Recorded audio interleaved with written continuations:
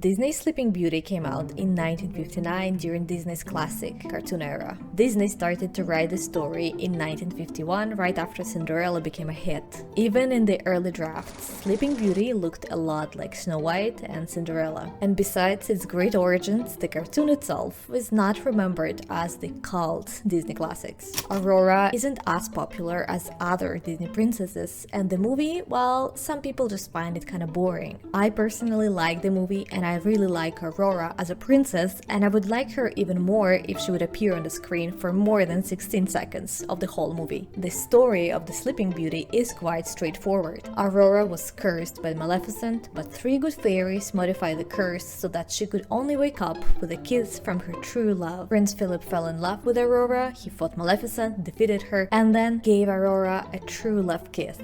That's the whole story in a nutshell. But the origins of this fairy tale are much darker than you could have imagined. In the world of Disney cartoons, Sleeping Beauty borrowed the most obvious elements from Snow White and Cinderella. It featured a young, beautiful woman, a handsome prince, and an evil older woman. These ingredients were all there. However, what sets it apart is that these elements were not woven together into a truly engaging and memorable story. The Sleeping Beauty is not anyhow perfect. The three good fairies act exactly just like the dwarfs in the Snow White and the mice in Cinderella. The problem lies in the lack of an emotional bond between the fairies and Aurora. Throughout the film, Sleeping Beauty struggles to make this fairy significant, but it all culminates in one rather painful moment. While Cinderella is portrayed as kind because she helps animals and moreover they love her, Snow White takes care of the dwarfs and that's how she shows us she deserves our love and respect. Aurora does neither. Aurora is the princess from the start. Her personality does not shine through the lens of the narrative. We literally see her for only 16 minutes, and she just doesn't have the time to reveal herself. Disney tries to get the viewer's emotions and sympathy in the moment when Aurora cries because she wants to be with the guy she just met 1 hour ago, and she's desperate, and she cannot have her happy ending. Yeah, that's the only time when we actually feel any kind of emotions towards her. And it's not surprising that when critics reviewed The Sleeping Beauty, they often compared it to the Disney earlier classics like Snow White and Cinderella. And unfortunately, these comparisons did not work in favor of the movie. Despite the criticism, Sleeping Beauty remains a showcase of exceptional animation, artistry, and a remarkable sense of style. Although the story bears similarities to Snow White and Cinderella, it finds its cohesion in a backdrop, a distinct medieval France. This immersive quality owes much to the magnificent artwork of Disney animators, influenced by the 17th century European medieval tapestries. It all started when John Hench, one of the Disney animators, during a visit to the Met cloisters in the 1950s, encountered the unicorn tapestries. Their intricate design served as a source of inspiration for the upcoming Sleeping Beauty cartoon. However, though the unicorn tapestries provided a whimsical historical reference, they lacked the medieval portrayal of courtship that was needed for the film. Therefore, another medieval tapestry, Shepherd and Shepherdess Making Music, stepped in to provide the visual inspiration, adding depth and authenticity to the film setting. Unlike paintings, European tapestries had a unique ability to immerse viewers in a story on a cinematic scale. They not only symbolized the wealth of their patrons, but also served the practical functions. Thanks to their portability, tapestries played a vital role in the medieval castles. Castles and large stone churches are hard to keep warm during the winter, therefore tapestries were placed in the buildings to keep them warm. Disney and his team then realized that the only way to make Sleeping Beauty feel medieval was to capture the essence of the medieval tapestry. Ivan Earle, the artist behind the film's captivating visuals, masterfully crafted wooded scenes that mirrored the mill floors designs prevalent in the Middle Ages tapestry. By the way, if you're a fan of Harry Potter franchise, then you probably can recognize those tapestries from the Gryffindor common room. But going back to the story, the original film's opening scene features an actual replica of the Lady in the Unicorn tapestries in the background. Ivan Earle had a hard task of creating backgrounds, and it was the first time when the background paintings had determined the direction of the Disney film. During previous projects, the storyboarders and animators had done their work first, and the background painters simply followed their lead. And now the animators had a tough time turning Earle's detailed style into characters that worked. Earle was rightfully worried that his art might get simplified in the final film. And it is amazing that rather than making rough sketches for his assistants, he painted hundreds of finished pieces that would be used as backgrounds in the movie directly directly behind the animation cells. The biggest part of the Sleeping Beauty cinematic magic was the music.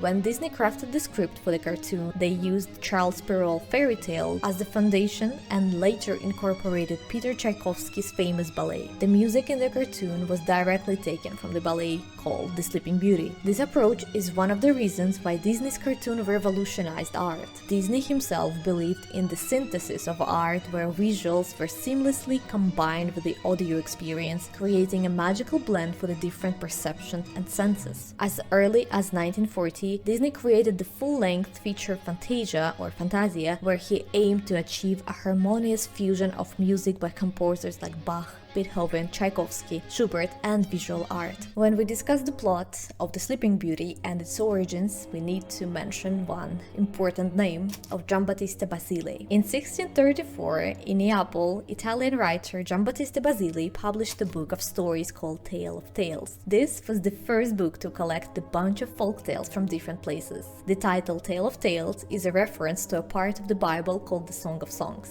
This book is notable for its storytelling inspired by Decameron. Both the Decameron and Tale of Tales have many different short stories, fables, folk tales, and novellas inside them. But what makes them unique is that they have a special story about people telling these tales over the 5 or 10 days. In his version of the tale, which is called Sun, Moon, and Thalia, Thalia is the equivalent form of Aurora. One significant difference between this version and the more popular one is the absence of fairies. In Basile's tale, there are no magical beings to protect or curse Thalia. But that's not the main difference. The story actually gets violent and wild. Basile's version of the story starts when Thalia's father got curious about his daughter Fate, and he consulted some wise men. They came to the conclusion that Thalia would be in great danger because of the splinter of flax. Mind you, not the splinter of the spinning wheel. This is another myth that Disney evolved into a firm belief that the spinning wheel looks like this, when in reality it looks like this. Later, Thalia becomes curious upon seeing an old woman spinning a spindle, something that she had never seen before in her life. When Splinter of Flax goes under her nail, she tragically falls into a deep sleep. Thalia's father, filled with despair, decided to leave his daughter in a secluded palace far away from everything, and he locked the door, leaving her there for what seemed like forever. And this is the part when the story takes an unexpected turn. A different king, not like Prince Philip at all, stumbled upon the isolated palace. When he discovered the sleeping Thalia inside, he was captivated by her extraordinary beauty, even though she was deeply asleep. And the story then goes like this. He lifted her in his arms and carried her to a bed where he gathered the first fruits of love. Leaving her on the bed, he returned to his own kingdom where, in the pressing business of his realm, he for a time thought no more about this incident. And as a result of this crazy incident, Thalia gave birth to a set of twins, a boy and a girl known as the Sun and the Moon. As you can guess, the story was not meant to be read by kids. With the help of some randomly appearing fairies, the baby was placed on Thalia's chest, but when the babies began to suck at mother's finger, the splinter of flax came out. That's how Thalia woke up from her sleep. Sometime later, the king decided to pay Thalia a visit, and he found them all living happily together in a castle. He stayed there for some time, and of course, as they conversed, they both realized that they were forming a stronger bond of friendship and love, and yes, that's how they fell in love after this beautiful incident. But the thing there is that the young king already had a wife who had become suspicious when he did not return for several days from the hunt, and she got filled with anger and jealousy after hearing him called strange names when he was sleeping. She eventually learned about the existence of Thalia and decided to seek revenge. Her plan involved kidnapping the twins, harming them, and then serving them as a disturbing meal to the king and Thalia. Yeah, she wanted to cook them and feed them to Thalia and her husband. And of course, her plan got wrecked, Thalia became the queen, and they lived happily ever after. This story is definitely way darker than the Disney version of it, but there is one important thing to note, which is the language and the style of writing. What I personally appreciated as a linguist is the use of rich and fancy language, which adds depth and humor to the story. There are so many interesting metaphors and phrases in this tale. For example, the queen in the story is described as if she has a heart of Medea. When the cook is told to make the soup out of Thalia's babies, he described as tender-hearted, who couldn't obey the orders after seeing those two beautiful golden apples. Another version of the Sleeping Beauty tale appeared in the Charles Perrault collection of short stories. He also introduced some distinctive elements to the tale that differ from the Disney adaptation and other variations. His version included 7 fairies instead of 3 fairies, and Maleficent. The curse which was placed upon the princess was not driven by a specific motive,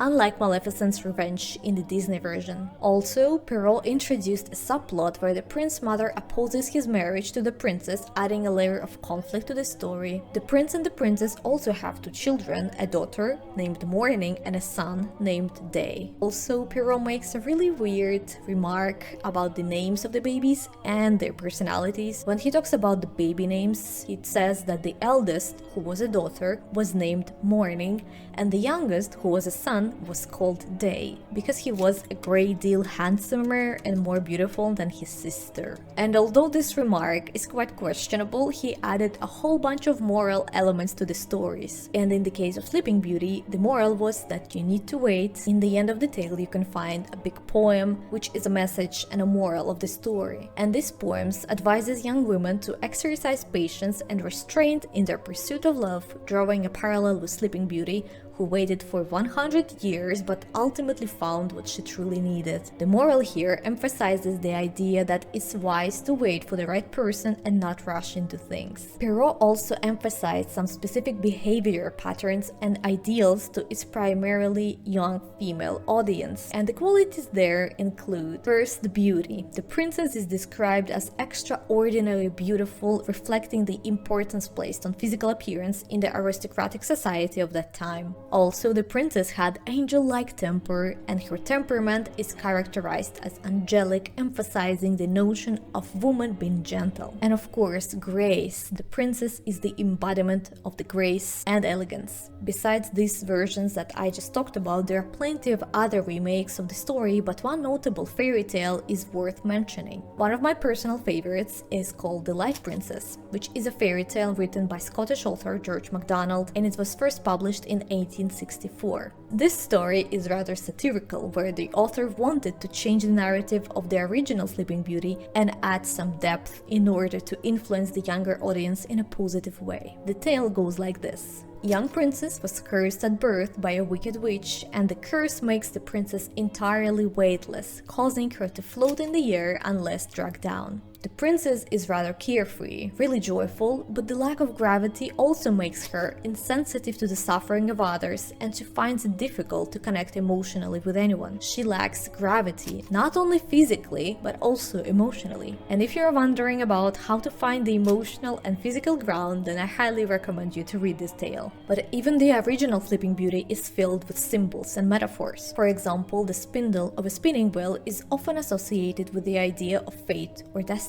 In some mythological or folklore traditions, a spindle and a thread were seen as symbols of the thread of life itself. You can find this in the imagery of fates in Greek mythology, also known as the Moirai. They were often depicted as 3 sisters who controlled human destinies. One sister spun the thread of life on a spindle, another measured it, and the third one cut it to determine a person's fate. And we came to the end of the story. I hope you liked it, I hope you find it entertaining, and I hope you learned something new. Thank you for watching, and bye.